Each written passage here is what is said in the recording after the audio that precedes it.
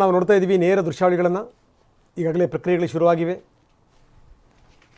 S, ಟ್ಯಾಬನ್ನು ಹಿಡ್ಕೊಂಡು ಬಂದಿದ್ದಾರೆ ನಿರ್ಮಲಾ ಸೀತಾರಾಮನ್. ಏನಿದೆ ಇದರಲ್ಲಿ, ಏನು ಘೋಷಣೆಗಳಾಗ್ತವೆ, ಜೊತೆಗೆ ಹಿಂದಾಗಿರುವಂಥ ಘೋಷಣೆಗಳು, ಅವುಗಳ ಸ್ಥಿತಿಗತಿಗಳು ಏನೇನು, ಇದೆಲ್ಲದರ ಬಗ್ಗೆಯೂ ಚರ್ಚೆ ಇದೆ. ಇವತ್ತು ಷೇರು ಮಾರುಕಟ್ಟೆ ಇವತ್ತು ಓಪನ್ ಇದೆ. ಷೇರು ಮಾರುಕಟ್ಟೆ ಬೆಳಗ್ಗೆ ನೋಡ್ತಾ ಇದ್ದೀವಿ, ಸ್ವಲ್ಪ ಕುಸಿತ ಕಾಣ್ತಾ ಇದೆ. ಬರ್ತಾ ಬರ್ತಾ ಮೇಲೆ ಕೇಳಬಹುದು ಗ್ರ್ಯಾಜುಯಲಿ. ಏನೇನು ಘೋಷಣೆ ಮಾಡ್ತಾರೆ ನೋಡಬೇಕು. ನಾವು ಹೇಳ್ತಾ ಇದ್ವಿ ಏನು ಅಂದರೆ, ಈ ದಿನಬಳಕೆಯ ವಸ್ತುಗಳು ಜಾಸ್ತಿ ಆಗಿದೆ. ಎಸ್, ರಾಷ್ಟ್ರಪತಿಗಳನ್ನು ಭೇಟಿ ಮಾಡಿ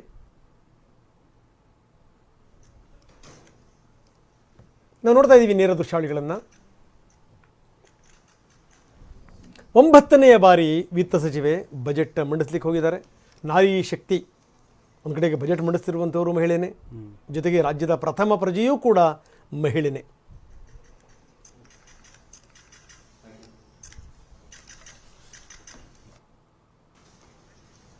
ಒಂಬತ್ತನೇ ಬಾರಿ ಬಜೆಟ್ ಮಂಡಿಸ್ತಾ ಇದ್ದಾರೆ ನಿರ್ಮಲಾ ಸೀತಾರಾಮನ್ ಅವರಲ್ಲಿ ಯಾವ್ಯಾವ ಅಸ್ತ್ರಗಳಿದೆ, ಯಾವ್ಯಾವ ಅಸ್ತ್ರಗಳನ್ನು ಹೆಂಗೆ ಝಳಪಿಸ್ತಾರೆ ನೋಡಬೇಕು. ನಾವು ಇದ್ರ ಬಗ್ಗೆ ಮಾತಾಡ್ತೀವಿ.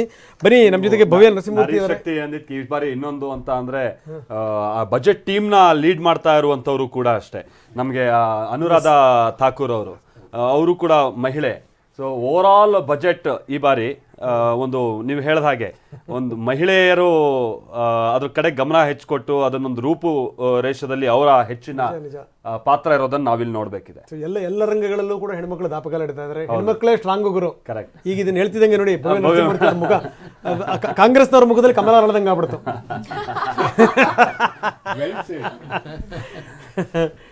ಎಸ್, ನಾವು ನೋಡ್ತಾ ಇದ್ದೀವಿ ನೇರ ದೃಶ್ಯಾವಳಿಗಳನ್ನು.